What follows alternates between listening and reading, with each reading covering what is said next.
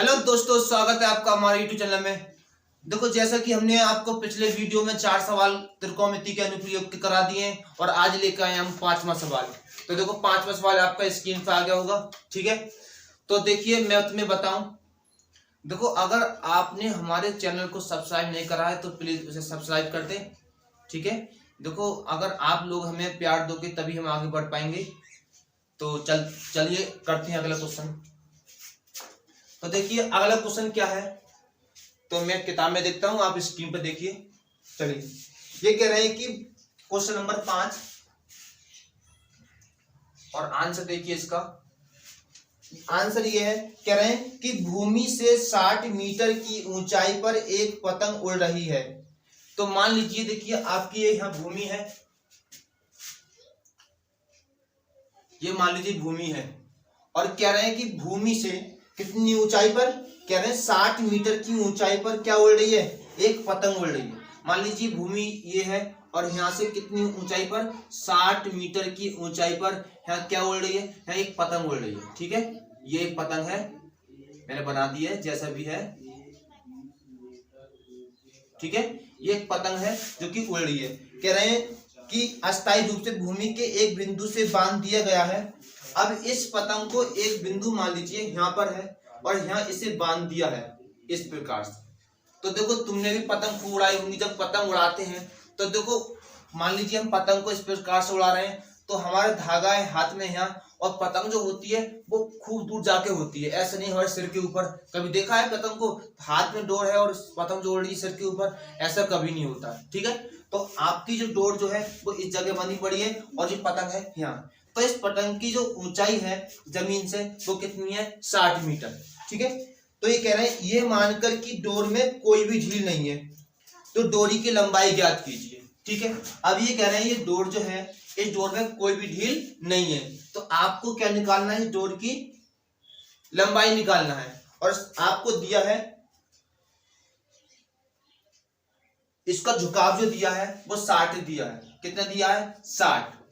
ठीक है, हाँ बोल दिया है। देखो इन्होंने सवाल में देखिए, ये कह रहे हैं कि भूमि के साथ डोरी का झुकाव 60 डिग्री है। चलो डोरी की लंबाई निकालना है इसमें। तो सबसे पहले हमें क्या करना है, इसको ए मान लीजिए, इसको बी मान लीजिए, इसको सी मान लीजिए, ए बी और सी। तो देखिए हमने क्या बताया, तो हमसे पूछा क्या है, एसी की लंबाई पूछी है। तो सबसे पहले जो दिया है, सबसे पहले लिख लो माना किसकी, डोरी की लंबाई, डोरी की लंबाई कितनी है, एसी है। ठीक है, डोरी की लंबाई कितनी है, एसी है। तो इधर देखिए, अब क्या करना है तुम्हें, देखो अब क्या करना है, हमको लेना है त्रिभुज ए बी सी, त्रिभुज ए बी सी में, त्रिभुज ए बी सी में। तो देखिए त्रिभुज ए बी सी में, तो देखो आपको क्या दिया है, लंब दिया है, तो बी सी, और क्या निकालना है हमको, ये कर्ण निकालना है, यानी कि ए सी। तो अब तुम ही बताइए, कि लंब बटे कर्ण क्या होता है। तो लंब बटे कर्ण दोगे भैया साइन होता है, साइन, और कर्ण कितना दिया है, 60 दिया।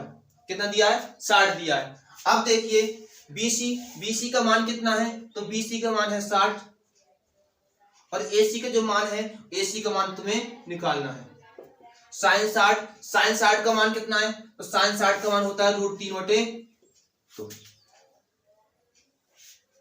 तो यहाँ गुणा कर लीजिए एसी की √3 से, तो एसी गुणा √3, और 60 दूनी 120। तो एसी का मान निकालना है, तो 120/√3। अब इसका क्या करना है, आपको परिमेय करना है। चलिए परिमेयकरण कर दीजिए इसका। तो देखो यहाँ परिमेय कर दिए तो 120 हो जाएगा ये, और √3 की गुणा √3 से, तो कितना हो जाएगा, 3। तो एसी बराबर, ये काटोगे इस कितनी मान, 3 चौक 12, 40 √3 मीटर। इसका मतलब ये पतंग की जो डोर थी उसकी लंबाई कितनी है, 40 √3 मीटर। ठीक है, तो आप लिख दो, अतः पतंग की डोर की लंबाई 40√3 मीटर होगी। ठीक है, तो आपको ये सवाल समझ में आया होगा। चलते हैं नेक्स्ट क्वेश्चन की तरफ। चलिए चलते हैं अगले क्वेश्चन की तरफ। तो अब आपका क्वेश्चन होगा क्वेश्चन नंबर 6। तो आपकी स्क्रीन पे आपने सवाल लगा दिया होगा। तो देखिए, आप स्क्रीन पे देखिए, हम किताब में देखते हैं। कह रहे हैं एक 1.5 मीटर लंबा एक लड़का 30 मीटर ऊंचे भवन के कुछ दूरी पर खड़ा है। मान लीजिए ये 30 मीटर ऊंचा एक भवन है, मैं यहां बना दे रहा हूं। चलिए मैंने यहां बना दिया। ये एक भवन है, इसकी ऊंचाई कितनी है? 30 मीटर। कितनी ऊंचाई है इसकी? 30 मीटर। ये लीजिए 30 मीटर इसकी ऊंचाई बना दी। ठीक है, अब देखिए इससे कुछ दूरी पर एक लड़का खड़ा है और इस लड़के की जो लंबाई दे रखी है आपको, वो दे रखी है 1.5, यानी कि 1.5 मीटर बोल सकते हो आप, लड़के की लंबाई है। अब ये कह रहे हैं कि जो लड़का है जब वह ऊंचे भवन की ओर जाता है तब उसकी आंख से भवन के शिखर का उन्नयन कोण 30 से 60 हो जाता है। सिंपल सी बात है। अब यह लड़का इस समय यहाँ पर है, ये भवन है, थोड़ा ऊंचा और कर लीजिए इसे, लीजिए आप सही। अब लड़का जब यहाँ से जब भवन की ओर जाएगा तो पहले तो उसकी आंख से उसके शिखर का जो उन्नयन कोण है वो इस समय कितना दिया? सबसे पहले 30 था। कितना था? 30 था। ये लीजिए 30 हो गया।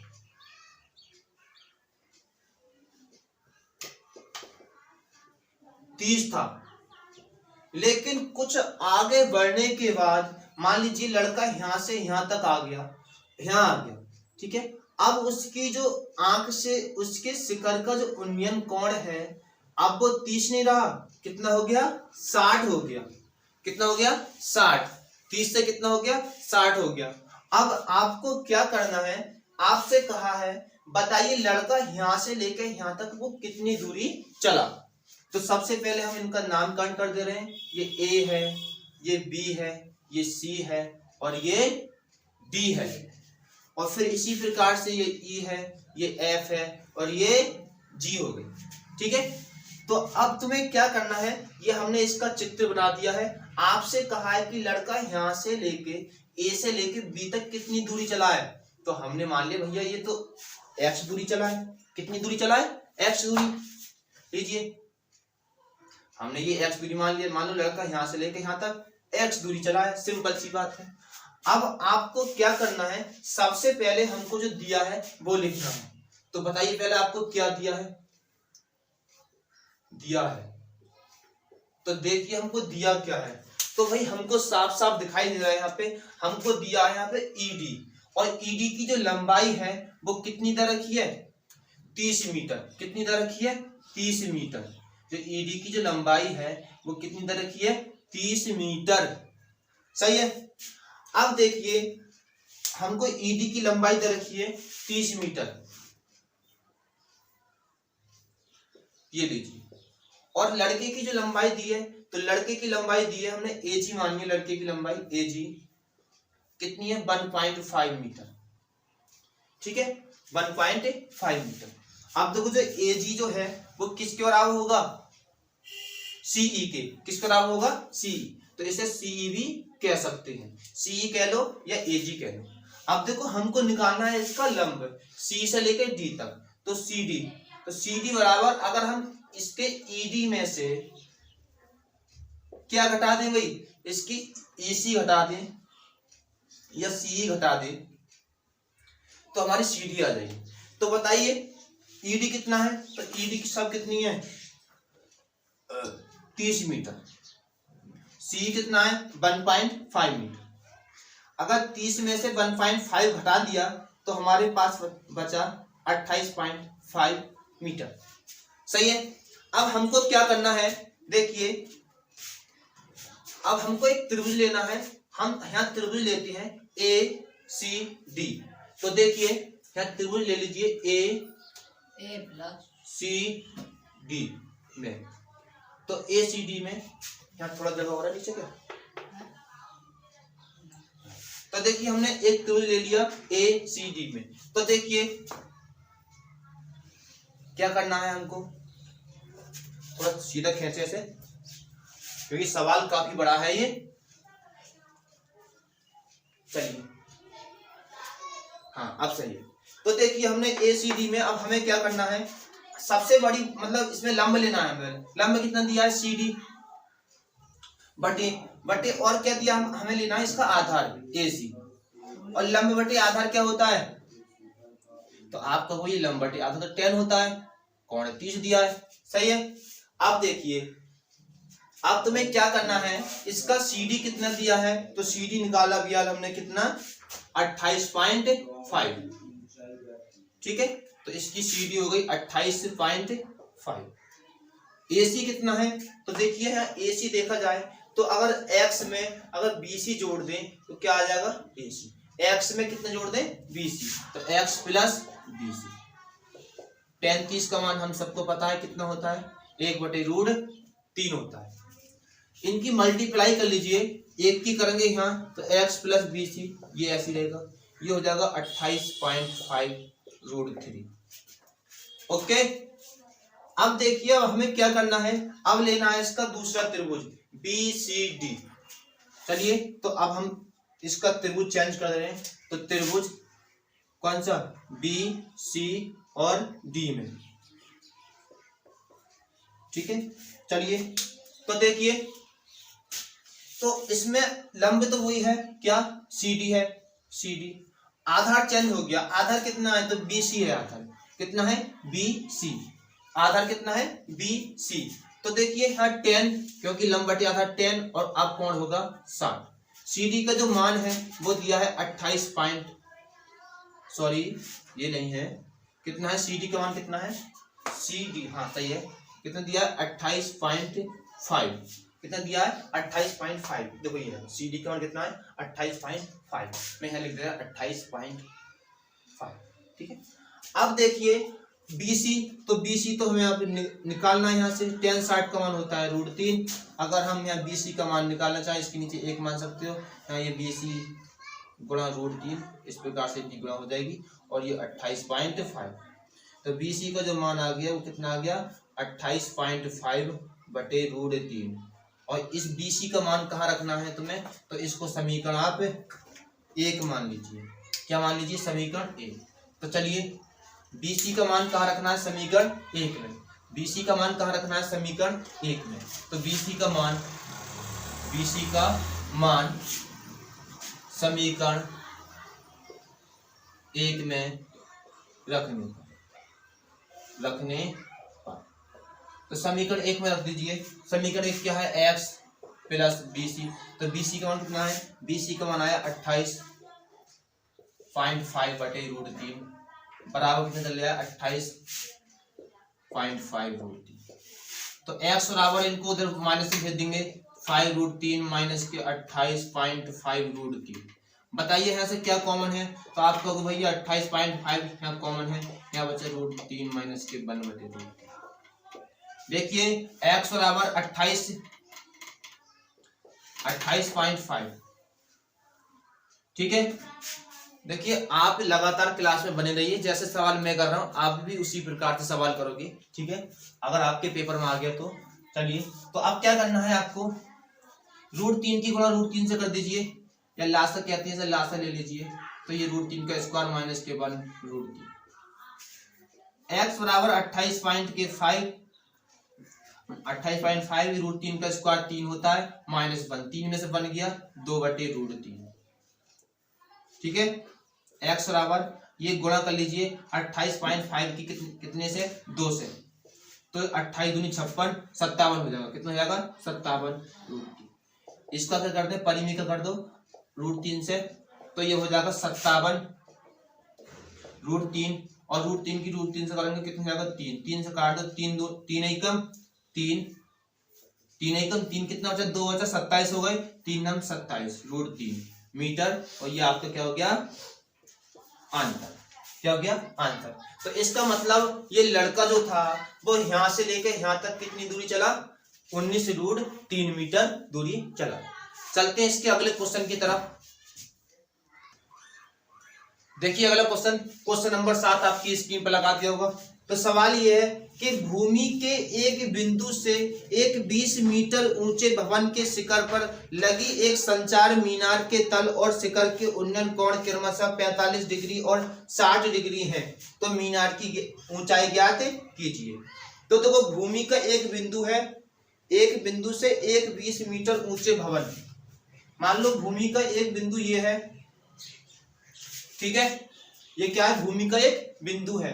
अब यहाँ क्या है, एक 20 मीटर ऊंची क्या है, एक भवन है, क्या दे रखा है, 20 मीटर ऊंचा एक भवन है। अब इसके ऊपर क्या रखी है, इसके ऊपर भी एक मीनार खड़ी है, क्या खड़ी है, मीनार, ये मान लीजिए मीनार हो गई। तो मीनार के शिखर, ये शिखर हो गया, और कह रहे हैं इसका पाद, तो देखो मीनार का शिखर तो ये होगा और इसका पाद बिंदु ये होगा, ठीक है, मीनार का जो शिखर होगा वो ये होगा, ये, ठीक है, और पाद बिंदु इसका ये होगा। तो कह रहे हैं इसके शिखर और पाद बिंदु के उन्नयन कोण क्रमशः कितने हैं, 45 और 60 हैं, ठीक है।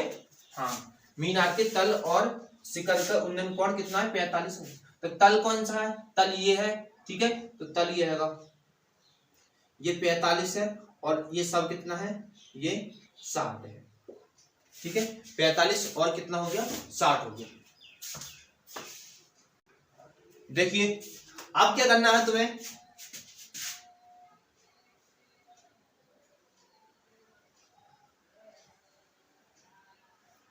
देखो अब इन्होंने सवाल में कहा है हमें क्या निकालनी है, मीनार की ऊंचाई। तो देखो हमको जो भवन है, भवन की ऊंचाई तो दे रखी है ना, सही है, हमको निकालनी है मीनार की ऊंचाई। तो मीनार की ऊंचाई हम क्या मान लेते हैं, x मान लेते हैं, कि माना मीनार की ऊंचाई क्या है, a b c और d, और माना मीनार की ऊंचाई क्या है, x है, क्या है, x है। तो हम अब बात करते हैं त्रिभुज, किसकी, त्रिभुज, कोई एक त्रिभुज ले लीजिए, मान लीजिए हमने त्रिभुज एक लिया ए बी सी, त्रिभुज ए बी सी, लंब कितना है, तो लंब कहोगे भैया 20 है, और आधार कितना है, आधार ए बी, ठीक है। तो देखो यहाँ पे हमने लंब लिख दिया BC और आधार लिख दिया क्या, AB, ठीक है। अब देखिए लंब बटे आधार होता क्या है, तो tan होता है, और tan तो इसमें कौन सा कोण बनने है, तो 45 का। तो BC का जो मान है वो है 20, AB का मान कितना है, AB का मान नहीं दिया है, तो कोई बात नहीं, tan 45 का मान कितना होता है, 1, ये मान आप याद कर लें। अब देखें यहां से AB की AB कम AB और ये 20, तो इसका मतलब कि जो हमारी नीचे की जो इनकी दूरी है वो कितनी है, 20 मीटर, मगर पूछा नहीं हमसे, और हमने निकाल दिया है। अब देखो क्या निकालना है, अब त्रिभुज ABD में लिखो, त्रिभुज ABD, और त्रिभुज ABD में देखिए अब क्या करना है आपको, लंब कितना दिया है, तो लंब दिया है BD, ठीक है, और आधार कितना दिया है, तो आधार दिया है AB बराबर tan, लंब बटे आधार tan कितना है, tan 60, ठीक है। तो देखो BD कितना दिया है, BD तो 20 प्लस x, AB कितना दिया है, तो AB अभी निकाला हमने, AB बराबर दिया है 20 मीटर। tan 60 की वैल्यू कितनी होती है, तो तुम कहोगे ये tan 60 की जो वैल्यू होती है वो होती है 1 बटे नहीं ओनली √3, ठीक है। तो ये गुणा कर लीजिए यहाँ पे, तो 20 प्लस x, ये 20 √3, 20 को ले जाइए, ठीक है, माइनस, कॉमन क्या है, 20 √3 माइनस के, यही आपको क्या दिया होगा, आंसर दिया होगा, क्या दिया होगा, आंसर। तो अतः मीनार की जो ऊंचाई है वो कितनी है 20√3 माइनस 1 लिख दो। अतः मीनार की ऊंचाई 20√3 माइनस 1 मीटर। ठीक है, तो अब चलते हैं इस अगले क्वेश्चन की तरफ। तो देखिए इसका अगला क्वेश्चन, अगला क्वेश्चन आपका स्क्रीन पे लगा दिया होगा। अब देखिए ये क्वेश्चन भी बिल्कुल इसी की तरह है। क्वेश्चन नंबर 8 कह रहे हैं कि एक पेडेस्टल के शिखर पर एक 1.6 मीटर ऊंची मूर्ति लगी है। मान लीजिए कोई पेडेस्टल इस प्रकार से है, ये पेडेस्टल है एक, इसके ऊपर कितनी 1.6 मीटर लंबी एक क्या रखी है, मूर्ति रखी है। भूमि के एक बिंदु से मूर्ति के शिखर का उन्नयन कोण 60 है। ये भूमि का एक बिंदु है जिसके शिखर का उन्नयन कोण कितना है, 60 है। कितना है, 60। ठीक है, और आपसे और कहा है इसमें, देखिए मैं मार्कर चेंज कर लेता हूं दूसरा वाला। फिर कह रहे हैं और बिंदु से पेडेस्टल के शिखर का उन्नयन कोण 45 है। ठीक है, और उसी बिंदु से पेडेस्टल के शिखर का उन्नयन कोण कितना है, 45 है। अच्छा, ये कह रहे हैं देखो मूर्ति के, तो मूर्ति कहाँ रखी है, इसके ऊपर रखी है। मूर्ति के शिखर का जो उन्नयन कोण कितना है, वो 60 है, और उसी पेडेस्टल के शिखर का उन्नयन कोण कितना है, ये आपको 45 दे रखा है। तो ये सब दिया है 60 और ये छोटा वाला दिया है कि 45 डिग्री। अब कह रहे हैं ये कि पेडेस्टल की ऊंचाई ज्ञात कीजिए। किसकी ऊंचाई निकालनी है, पेडेस्टल की। तो पेडेस्टल तो नीचे वाला है, ऊपर वाली तो मूर्ति है। तो माना कि पेडेस्टल की जो लंबाई है वो क्या है, x है, A B C और D। ठीक है, तो लिख दीजिए माना पेडेस्टल की ऊंचाई कितनी है भाई, x है। कितनी है, x। ठीक है, तो पेडेस्टल की ऊंचाई ने x मान ली। अब देखिए अब तुम्हें करना क्या है, जो पिछले सवाल में कहा था, कोई एक त्रिभुज ले लो, त्रिभुज ABC ले लो तुम, ABC में। तो त्रिभुज ABC में तुम्हें क्या करना है, सबसे पहले आपको एक भुजा लेनी है। कौन सी, ये वाली, लंब वाली। और फिर उसके बटे में क्या लेना है, आधार AB। और लंब बटे आधार क्या होता है, तो लंब बटे आधार तो tan होता है, tan, और tan कितना लेना है, 45। ठीक है, अब देखिए BC, तो BC का मान कितना है, तो BC का जो मान है वो कितना दिया हमने, x माना है। AB का मान कितना माना है, तो AB का जो मान है वो अभी हमें नहीं दिया है। tan 45 का मान कितना दिया है, 1। अब क्या करना है, अब देखो x बराबर आ गया AB, यहां से क्या आ गया, x बराबर AB।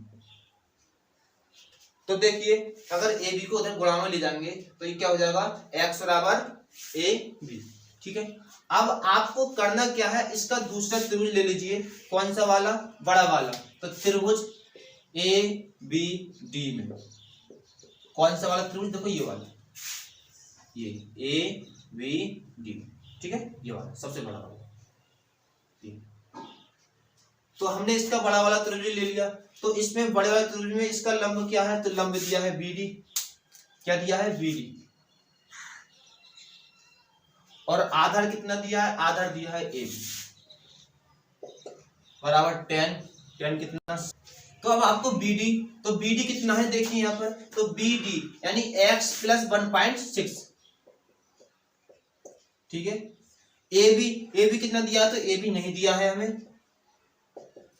tan 60 का मान कितना होता है, tan 60 का मान होता है √3। कितना होता है, √3। अब देखिए आपको करना क्या है, यहाँ पे हमने BD का मान लगा दिया, BD होता है यहाँ x प्लस 1.6।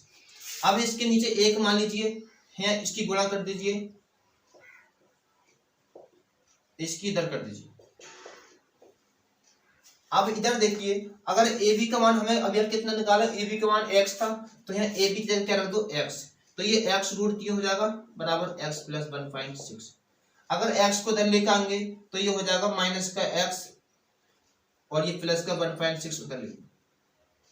यहाँ से x कॉमन ले लीजिए तो यहाँ बचा √3 - 1 और ये 1.6। ओके, अब देखिए अब क्या करना है तुम्हें, इस √3 - 1 को उधर बटे में भेज दीजिए तो यहाँ ये 1 - 1.6 बटे √3 - 1। अब करना है इसका परिमेयकरण। तो परिमेयकरण किस प्रकार से करती है, इसके विपरीत चिन्ह, अगर माइनस का तो किससे, प्लस से। तो अब हम गुणा करते हैं इसकी, तो देखिए ये 1.6 कितना है, √3 + 1, √3 की गुणा √3 से तो √3 का स्क्वायर हो जाएगा -1 का स्क्वायर, 1.6 से ये √3 प्लस का 1 बटे √3 का स्क्वायर 3 माइनस के 1, x बराबर 1.6 √3 + 1, 3 में से 1 गया 2 बचा, अगर 16 को काटोगे 2 8 16 तो 0.8 √3 + 1 इसका क्या आ गया आंसर। तो ये इसका आंसर हुआ। तो देखिए आपका क्वेश्चन नंबर 8 भी पूरी तरीके से हो चुका है। अगर आपको समझ में नहीं आया तो आप दोबारा से इसे पीछे को हटा के देख सकते हो। अगर वीडियो अच्छा लगा हो तो प्लीज इसे लाइक करो, सब्सक्राइब करो और बेल आइकन दबाना नहीं भूलें। तो मिलते हैं इसकी अगली वीडियो में। जय हिंद।